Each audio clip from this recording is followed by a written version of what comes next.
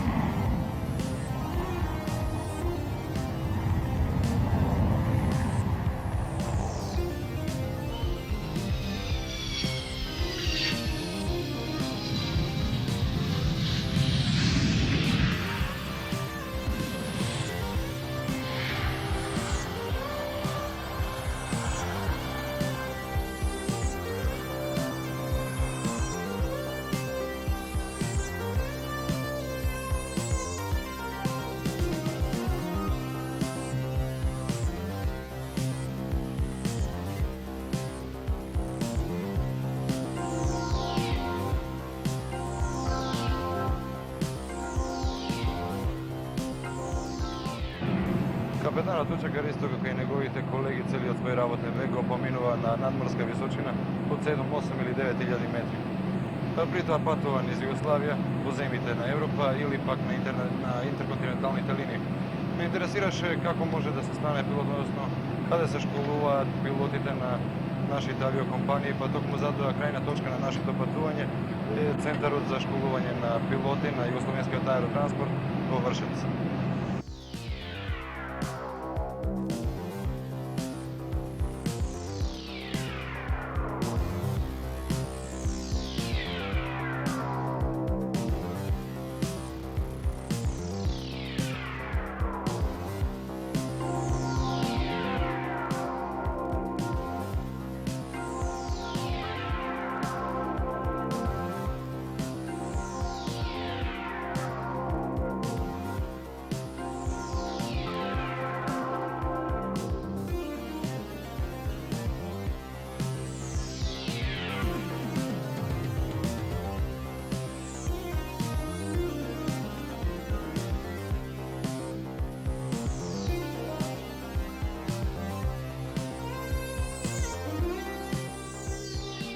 Овој центар веќе 37 години подготвува луѓе кои ќе работат со овие авиони, механичари, пилоти и други кадри кои се потребни на нашето воздухопловство цивилно. Да, тачно е. Овој центар е школски центар JAT. Он живи 37 година. Исклучиво се бавимо школувањем летачкog кадра за потребе воздухопловне привреде, домаќих авиопревозника, првенствено JAT. Затим, у другом плану школujemo kadar iz stranih, nesvrstanih i prijateljskih nam zemalja. Već 20 punih godina mi to radimo. Do danas smo školovali oko 30 generacija inostranih pilota sa iskazanim brojem od 500 takvih kadrova. U tom prvom planu dolazi Burma, Indonezija, Angola, Alžir, Kenija, Судан, онда... Во секој случај од пријателските неврзани помалку развиени земји. На кој начин се одвива наставата во овој центар? Видовме дека овде се подготвуваат и за ова практично летење што е нивна една професија фактички. Školovanje ukupno traje za profesionalno letačko zvanje, to prve profesionalne diplome pilota 2 godine. Te 2 godine obuhvataju 2 ciklusa nastave. Jedan je teorijski, s kojim se izučavaju vazduhoplovne nauke, i drugi je praktičan deo. Kroz školovanje od 2 godine, taj deo, period nastave, otprilike se deli pola-pola, gde u toku jedne godine 5 meseci pripadaju teornoj nastavi koja se odvija u krugu centra, u kabinetima, učionicama, sa našim instruktorima i profesorima teorijske nastave. Praktična obuka se odvija ovde na aerodromu gde smo i sada i ovako počinje naš svaki dan letački.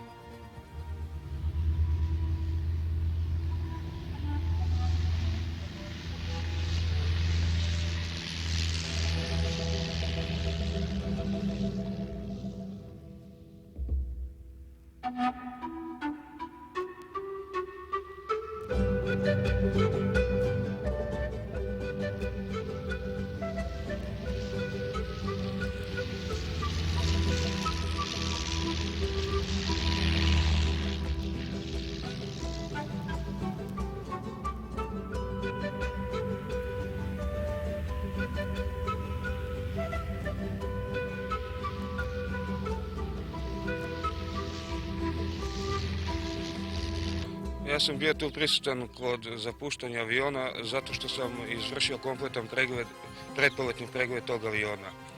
I garantujem za sigurnost i bezbedan let tog aviona. A vi jeste po profesiji? Po profesiji sam VKV aviomehaničar. Ako vas kaj mehaničarite, v ovaj centar se školovati mehaničari, aviomehaničari. Da, kako vam je poznato, u našem školskom centru, pored letačkog kadra, školujemo i tehnički kadar. Oni se školuju za kompletno održavanje ovih lakih aviona generalne avijacije, jednomotornih i dvomotornih aviona. To školovanje uključuje pretpoletne preglede aviona, zatim reglamentne radove, radove na zamjeni i skidanju motora i drugih delova aviona. Koliko traje školovanje to na ovoj učenici na idite aviomehaničari? A školovanje aviomehaničara traje 2 godine, s tim što oni svake nedelje 3 dana ovdje provode na praktičnom radu. Вие спомнате пилоти, меѓутоа ги изгледа дека овде гледаме и авиомеханичари и други кадри. Кои се кадри поточно ги школува овој центар? Da, tačno je. Mi radimo ovdje školovanje pilota, tehničkog sastava i praksu flight inženjera, tehničara letača. Веројатно ќе биде интересно на кој начин и кој се може да дојде да се школува во овој ваш центар. Pa slušajte, to je prilično stroga selekcija. Konkurs je javan. Kompanije sufinansiraju njihovo školovanje ili pak potpuno ga one plaćaju. Mi imamo veliko interesovanje što se tiče objavljenog oglasa za školovanje za pilote. Međutim, finalni izbor je vrlo mali. Prvenstveno tu mogu da kažem da veliki deo nam otpada na zdravstvenim kriterijima, zdravstvenom stanju koji se za ljude koji se odlučuju da vrše letački poziv traži. Drugo pitanje njihovog uspeha u školi i treće pitanje koje oni konačno na selektivnim ispitima koji se primenjuju kod njihovog dolaska ovde, jedan deo ima tu otpada. Од каде се во овој момент се школуваат ученици во овој центар? Pa sada se momentalno u centru nalazi na školovanju oko 110 đaka. Od toga 50% pripada đacima iz drugih zemalja, kao što je, na primjer, Malta, Gvineja i druge prijateljske zemlje, a 2 klase imamo isključivo koje spremamo za jugoslovenski aerotransport. Tako je, ajdemo na uslu. Odobrano poletanje.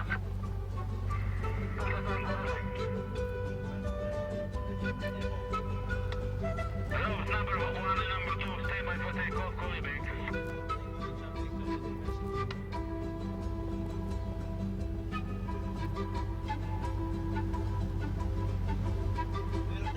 Delta uniform, after takeoff, runway heading 500 feet, then turn left, heading 2. During takeoff, taking off, repeat more low power. Just after takeoff, we'll reduce power.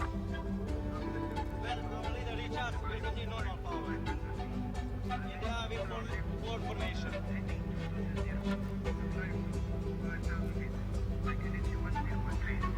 That's correct, now clear takeoff. Uniform clear line up. Посетителите на наставата во овој центар се сместени и живеат во кругот, поточно и се школуваат и живеат во кругот над самиот центар. Pa čujte, ovo je specifičan oblik školovanja i ovaj naš centar predstavlja stvarno jedan koledž, gde su đacima obezbeđeni svi uslovi života i rada.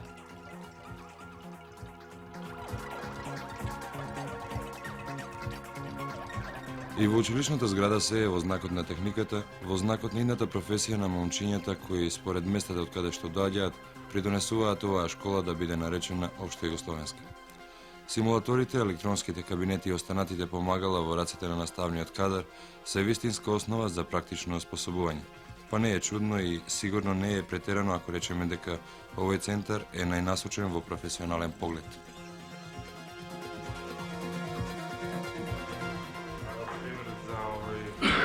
600. Bit će, na primjer, Yacht 701 ATC clears your flight. Destination Zagreb, route requested. Flight level 140 initially. After takeoff, Sierra Mike India climbing.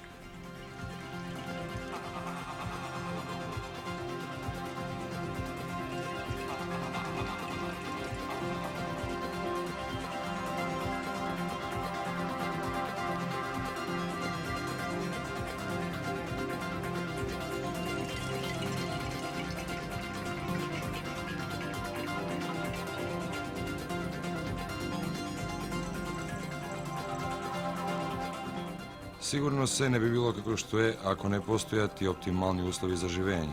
Съвремени od restorani, hotelот, каде што се сместени студентите, до неодамна беа од отворен тип. Сега се исклучиво за едните пилоти и придружните летачки кадри.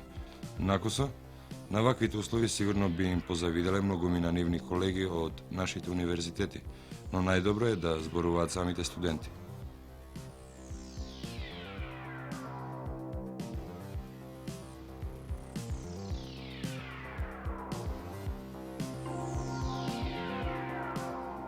Ненад, и оваа просторија твоја со овој и сите овие други се во поранешната зграда на Јатувијас хотел во Вршец. Имате ли услови доволно овде за живење, за работа? Какви се вашите услови?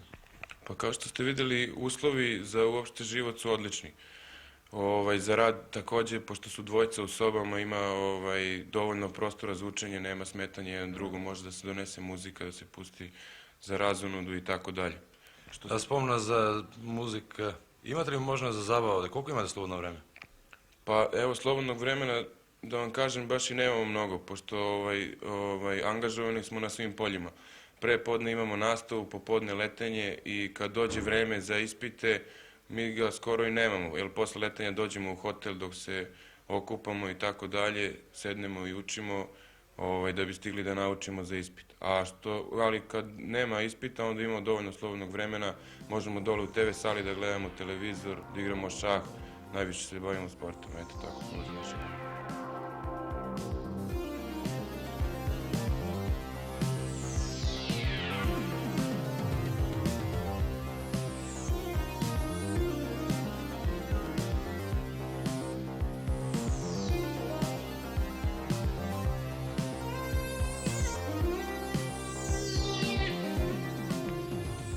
Синиша, обично влада мислење дека пилотите се луѓе кои патуваат постојано по светот. Дали беше тоа мотив и ти да се определиш за ова занимање, односно овде да се школуваш за пилот? Pa svakako da je jedan od motiva i taj, međutim posao pilotski je posao normalan kao i svaki drugi.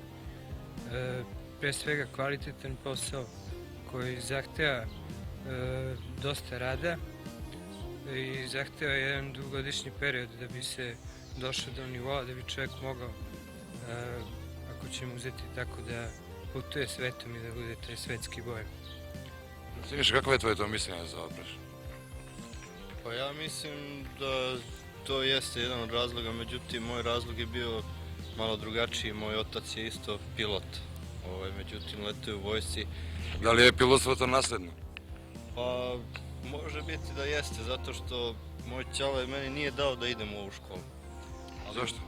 Pa verovatno zato što je on video neke teškoće u tom poslu koje ja tad nisam mogao da sagledam.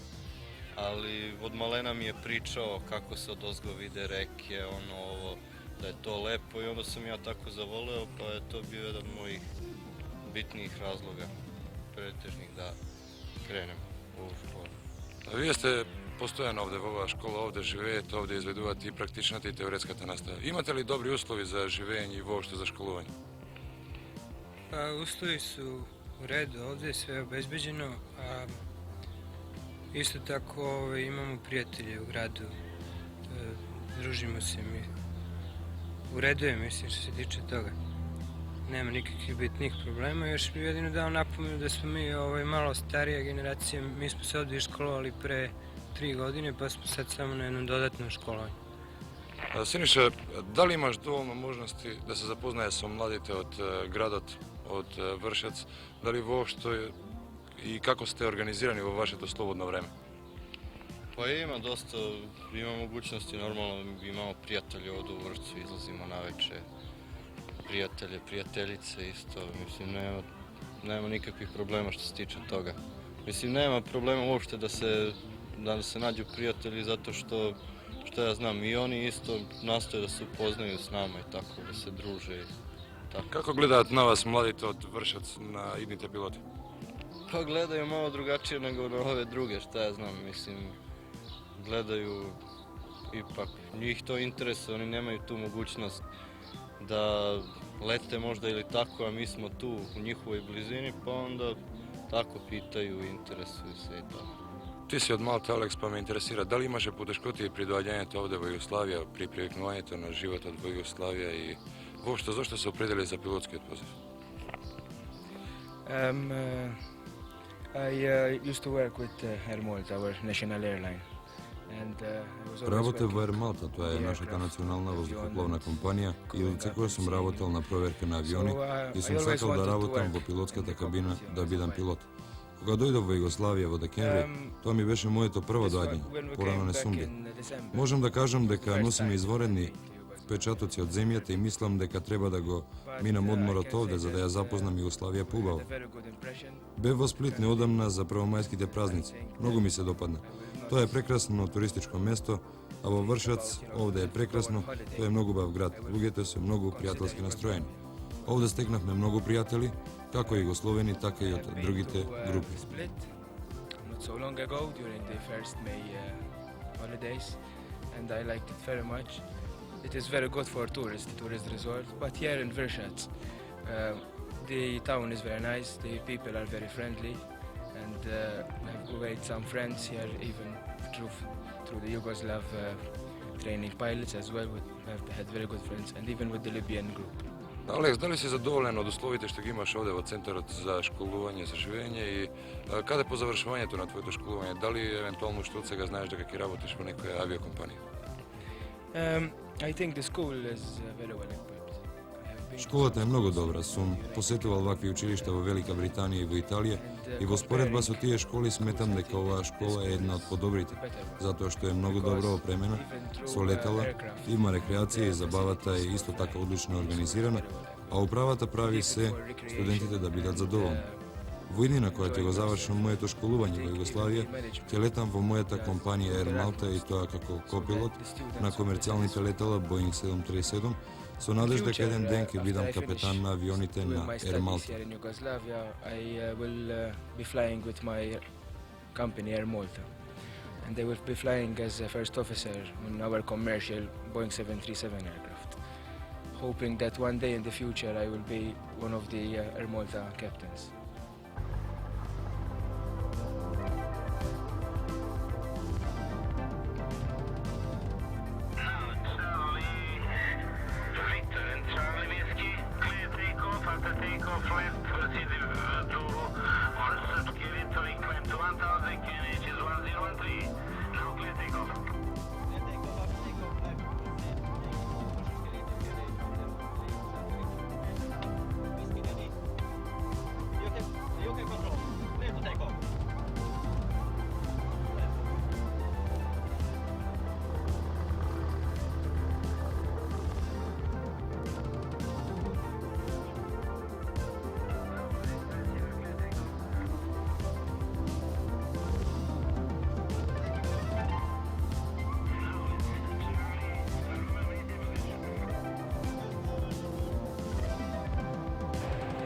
Втора станица на нашето патување, исто и на студентите и ни пилоти, е Вишата воздухопловна школа крај Сурчинскиот аеродром во Белград.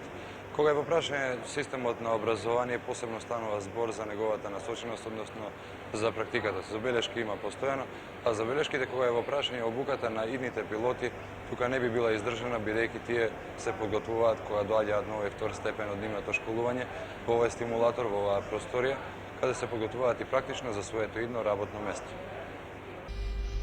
Power marker, full flaps, final checklist. Full flaps, setting. Dobro, sve ti u redu.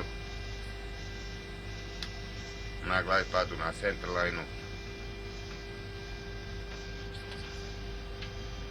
600 fita radio altitude.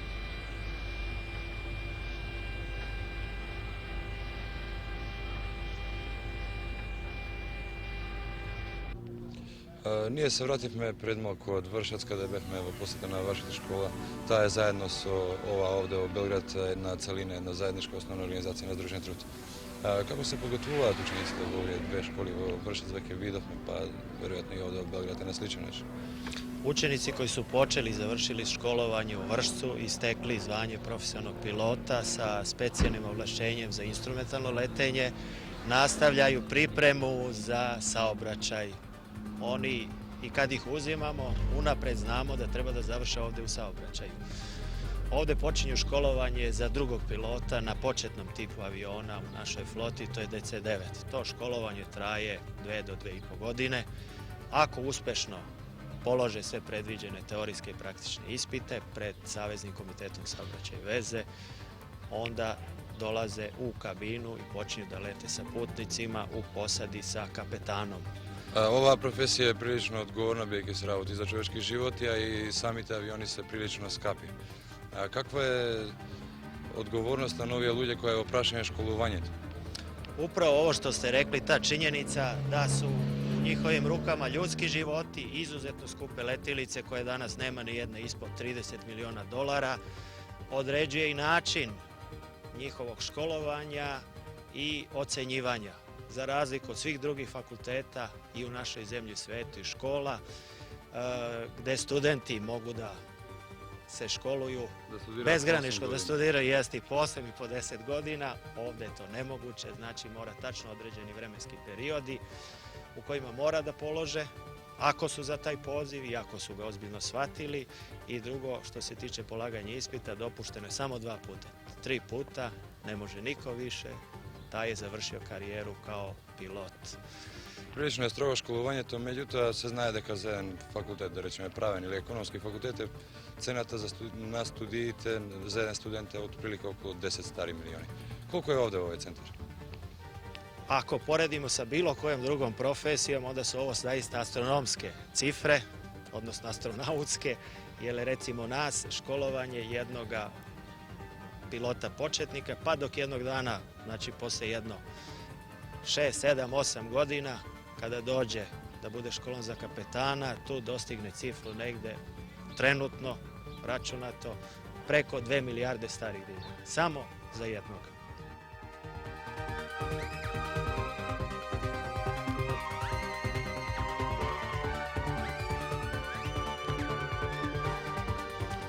Mladene, ti na ovaj stimulator verjetno podgotvovaš neki ispit? Da, prvo simulator to je jedna vrsta trenanžera i mi, znači, sama reč govori, treniramo na njemu, to jest privikavamo se na kabinu, na rad sa svim tim prekidačima i instrumentima i tu učimo osnovne karakteristike aviona DC-9, jer ovo je samo simulator za avion DC-9. On je isti kao u avionu, raspored instrumenta i svih ostalih prekidača. Letimo 30 sati na njemu sa desnog sedišta i 30 sa levog i imamo ispit pred komisijom, bit će jedan instruktor, bit će naš instruktor i treba da pokažemo da znamo to da letimo po instrumentima, jer ovde se samo po instrumentima i leti. Во секој случај, по положениот испит, каде е вашето место? Pa preko sutra imamo baš ispit. Danas smo radili sve to što može da nam dođe. Vrste te letenja, tako. Vrste prilaza, sletanja, sa vetrom, bez vetra, jer sve na simulatoru može da se stavi. Možemo da podesimo turbulenciju, kišu, munje. Evo vidite, ovo je simulacija požara motora i naša reakcija je to. Pošto još gori i dalje, ispraznimo flašu, jednu, pa drugu. Posle toga skidamo gorivo, zatvaramo vazduh i radimo po check listi sve, skidamo generator i tako dalje i tako dalje. I sve na simulatoru se radi sve što ne može da se simulira u vazduhu, jer ne možemo da zapalimo avion da bi... Mladene, uvijek koja ni objasna neki barem od ovih osnovni работи za aviona od DC-9. Me interesira što po završavanju nova škola, kada je tvoje mesto da će go položiš ovaj ispit? Kada završimo simulator, letit ćemo na avionu, to traje oko 3 mjeseca i možda 4 i tako. tada se izlazi na kopilotski ispit i stupa se u radni odnos, jer mi smo svi stipendisti kod JAT-a. Branimire, ti početното obrazovanje za pilot na jedan od ovih DC-9 avioni go stekna vo Vršac, vo školata na JAT. Da, tako ja sam završio prvu školu u Vršcu, poslije toga sam bio u vojsci godinu dana, po povratku iz vojske sam išao na preobuku za dvomotorni avion u Vršačkoj školi, pošto se u prve 2 godine letio uglavnom jednomotorni mali četverosjek. Poslije toga sam došao na školovanje, poslije završene preobuke za taj dvomotorni avion, došao sam na školovanje teorije koje je trajalo otprilike oko 6 mjeseci, to se zove kod nas kao ground school. Случайно сакаше пред крајот на ова наша средба, ова наше патување, баш пред овој симулатор да се сретнеме и сутра. Ти си капетан на DC-9, па уште пред почетокот на нашето патување некаде ни кажа дека си еден од најмладите кој најбрзо завршил во својата класа и станал капетан на еден DC-9. Да, јас сум еден од најмладите, сега имам уште двојца колеги кои што се помлади од мене. Меѓутоа пак влагам во таа група на најмлади капетани. Завршив навистина брзо, за помалку од 6 години. Од денот на упишување на звање на втор пилот во ЈАТ до денот на упишување на капетанско звање беше околу 6 години, 1 месец помалку. Обично влада е мислење дека професијата пилот е прилично динамична, дека се патува денес и овде, утре си, не знам, во Лондон или во Париз. Професијата е навистина и динамична и убава. Не е поврзана со работно време, со фиксно работно време од 7 до 3, како што е стандардно, нормално.